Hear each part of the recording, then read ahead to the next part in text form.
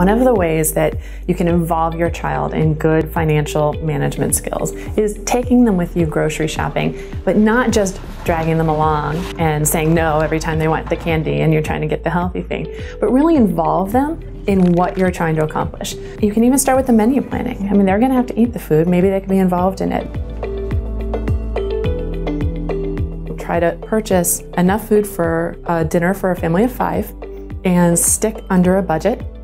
And then when they get to the checkout, they'll see how they did.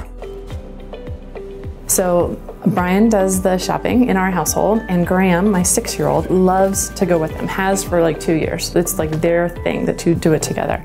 And Graham has learned how to select good fruit, like what's the difference between a ripe nectarine and a ripe watermelon, and how can you tell? And also to look somewhat, he's only 6, but somewhat at the prices and think about, okay, what costs more, what costs less? And so it's something that kids are going to be growing up, and as adults, they're going to be buying food their entire lives. So this is a skill that you're doing all the time.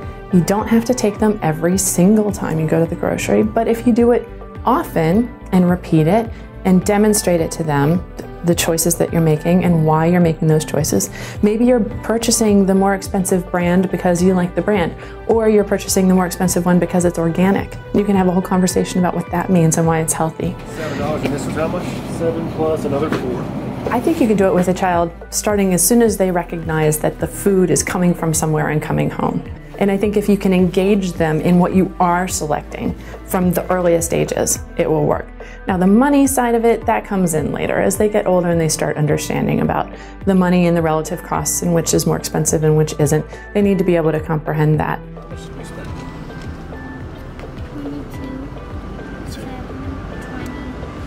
So again, this is like a financial skill that is a building block.